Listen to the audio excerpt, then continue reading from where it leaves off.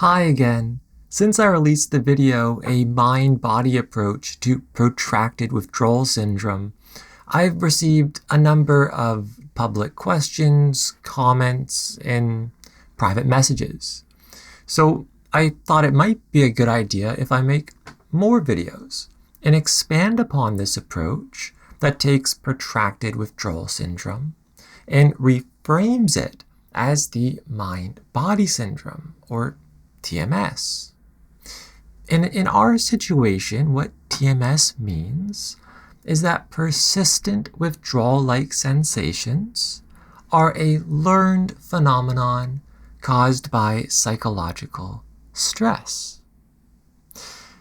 Now, this idea that psychological stress causes withdrawal sensations to be learned and therefore go on and on leads to a very common question I'd like to address, and that's this. If prolonged withdrawal sensations are driven by stress, by the mind, does this mean that withdrawal is all in my head? Well, the first thing I'll emphasize here is no, the experience of persistent withdrawal sensations is certainly not all in my head. It's not your imagination. You're not making it up. I've experienced these horrible sensations myself, and they are definitely real. One thing I experienced, for instance, was skin rashes. Horrible ones. And that's an observable, undeniable thing, right? But even when it's something not so observable by another person, I'd emphasize that whatever sensation you feel, if you're feeling it, then it's real. That's what makes it real.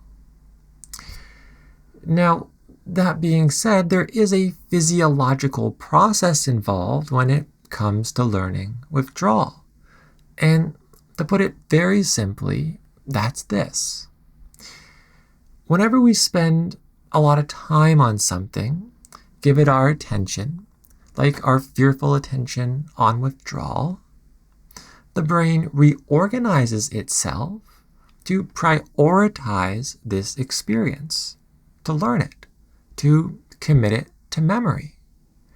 So even after we heal, these withdrawal sensations can continue, or new sensations can pop up because our nervous system is so worked up, and we can learn those too.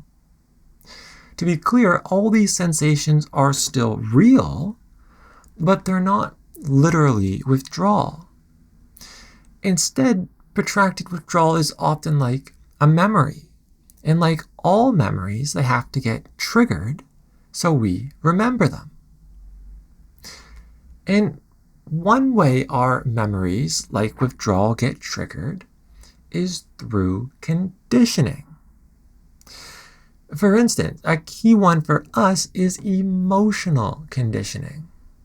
In this case, when we get emotionally stressed, this can trigger us to remember withdrawal sensations that we've learned to associate with fear and stress, and therefore we feel them again.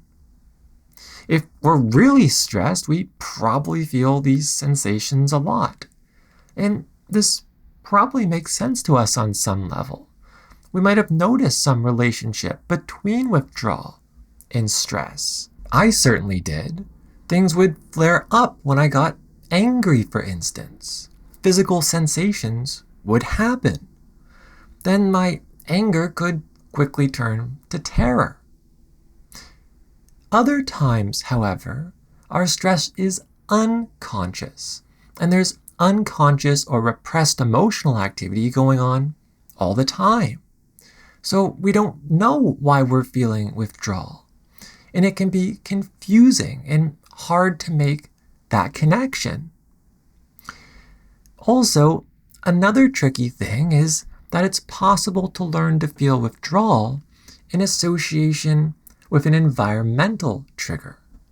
Maybe that's certain people, places, the time of day, a certain activity, what have you. We find ourselves exposed to the condition, then there's that withdrawal again. This is the mind-body connection in action. It's instantaneous, very real, and yes, it can be very painful. In fact, John Sarno, who pioneered the mind-body syndrome, said TMS could cause the most painful suffering he'd ever seen in clinical medicine. And this represents a huge obstacle to people considering mind-body approaches, because we can feel so badly that it's difficult to believe that there isn't something horribly wrong with us. Unfortunately, though, when we think this way, we may worsen, because remember, it's our fearful emotions that keep triggering withdrawal sensations to continue. In fact, according to predictive coding, a theory in brain functioning, we or our brain can create a miserable future for ourselves just by anticipating or predicting a miserable future of, say, withdrawal. For a mind-body approach, then, what matters is our interpretation of what's happening to us and why we learned withdrawal. Emotions are at the heart of this, right?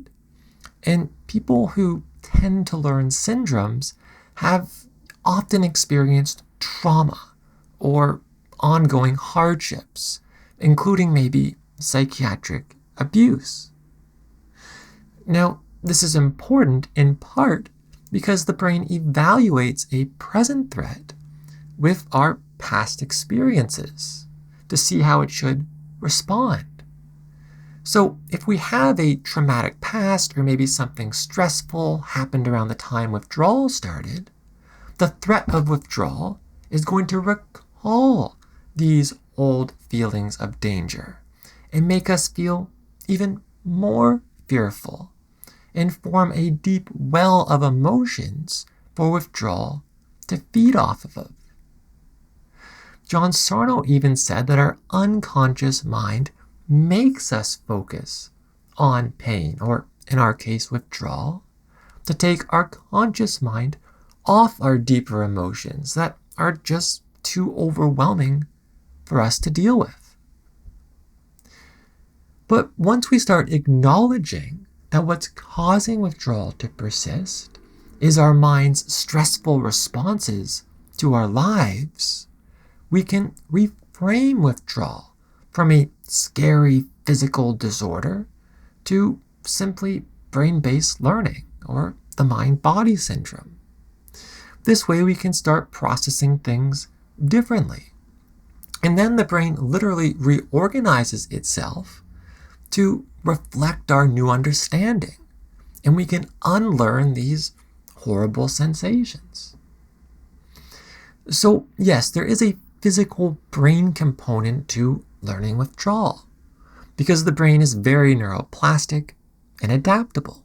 But this also means we can change it by learning something new, like we're physically safe, that we're not damaged, that we don't have a disease or disorder, and also that we're emotionally safe. This is something that is often overlooked, but we have to feel emotionally safe, not just from withdrawal, but from whatever we've been through in our lives, that we're now, in the present, we're okay, we're safe. It's because we don't feel okay that withdrawal continues. I go more into this in the way to possibly resolve lingering withdrawal sensations in the first video I made, the long one. But that's it for today's video. Lingering withdrawal-like sensations are not all in our head. They're very real, but they're reversible. And I'd note here, when we do learn withdrawal, it is an conscious learning process. It is not at all our fault or our brain's fault. And I'll go into more of why that isn't the case in the next video. Hope to see you there.